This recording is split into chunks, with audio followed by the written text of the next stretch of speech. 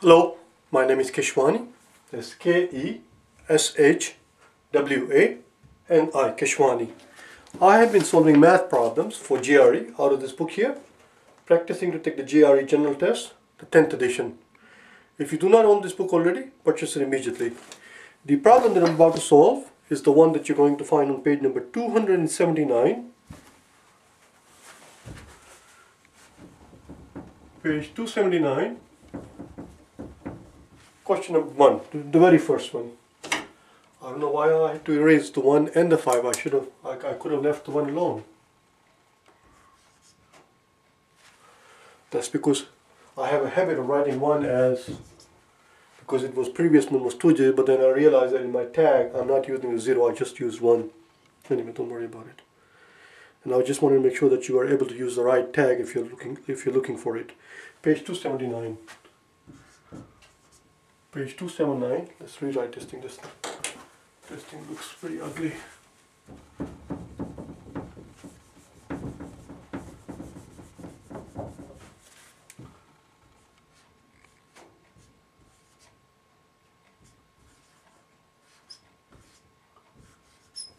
QC stands for quantitative comparison. There are 15 questions in a set, as I've explained many times in my previous clips. There are 15 questions in this set of 15 in this section. 15 quantitative comparison questions, that is. And because this is the old-fashioned paper and pencil exam, they were arranged in the order of difficulty, which means 1 through 5 were easy, 6 through 10 were medium, and 11 through 15 are hard. Of course, the exam that you're going to take, what I just said, will not apply, because there it is what is known as computer adaptive. The exam adapts the computer adapts the difficulty level of the question, of the next question, based on how you perform in the previous questions, hence adaptive. Anyway, because this is number 1, this is the easiest question. 87% of people who took the exam got this question right. There is nothing to it. Let's take a quick look at it. Number 1, it says 2/3 minus 2/3 times 1 minus 1/3 versus 2/9. As I said, this is pretty straightforward, very simple, nothing to it.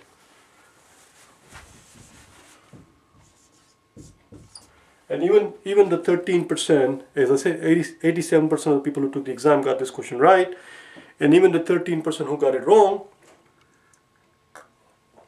a vast number of those 13% got it wrong, not necessarily because they did not understand the question, they did not know what to do there. Sometimes people have a tendency to become too cocky. I do, and so does everybody else. Sometimes you become careless, and in the carelessness, you end up making what we later on refer to as stupid mistakes. I have yet to find a smart mistake, but anyway, that's what we call them, stupid mistakes.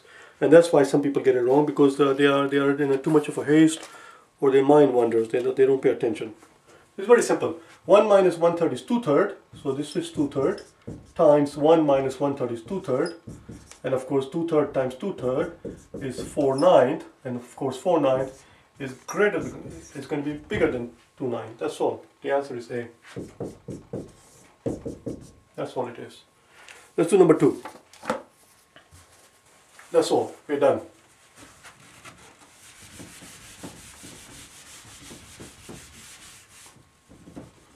I just realized that I probably should have gotten out of the way a little bit so that you had the view of the whole blackboard before I erased everything, but it's a bit too late and I don't want to redo it because it's going to look very silly, because it is a very simple question. It's just 1 minus 1/3 is 2/3, and 2/3 times 2/3 is going to be 4/9, which of course is bigger than 2/9 in the other column. We are told, question number 2, we are told that n equals 1/2 plus 1/4 plus 1/8 plus 1/16. And then I'm asked to compare 1 minus n versus 1 to the 1/16.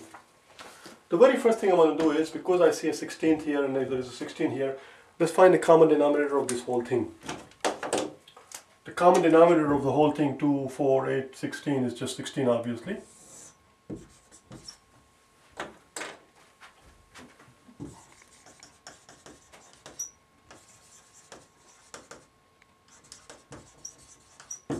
common denominator.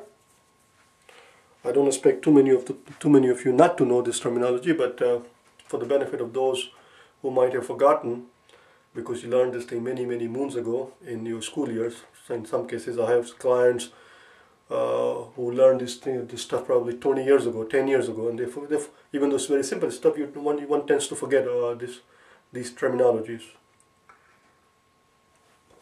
Common denominator, 16. So what do I have to do to make this 16?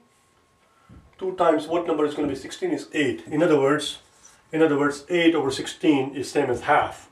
Similarly, 16 goes into 4 times, so 4 over 16 is going to be 1/4, and 16 goes into 8 2 times. As you can see, 2 over 16 is going to give me my 1/8, and of course this is my 1, which boils down to 8 plus 4 is 12, 12 plus 4 is 14, 14 plus 1 is 15. So this is your n. Figure this out first. This is your n. Once you have your n, just put it in here. So it's just 1 minus 15/16. And of course 1 minus 15/16. Again, if you want, you could find common denominator. It's not necessary. It's very simple. 1 is same as 16 over 16. 16 over 16 minus 15 over 16 is going to be 1 over 16.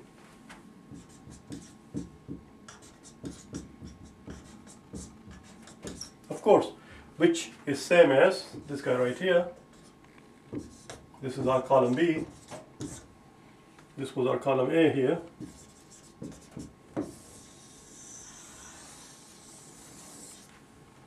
So this is our column A, which was 1 minus n.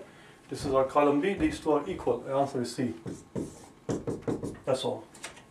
I hope you find this helpful. I hope you found this helpful. If you wish to get hold of me for personal private tutoring, face-to-face tutoring, or over the phone or through internet, if there is anything I can do at all to help you get ready for the GRE or GMAT for that matter. I don't know why you'll be watching this clip if you're preparing for GMAT, but one never knows. Go to my website at www.for4gre.com and send me an email. Or you can also go to www.KeshwaniPrep.com and you will get to the same place. Send me an email and we'll talk, okay? Thank you.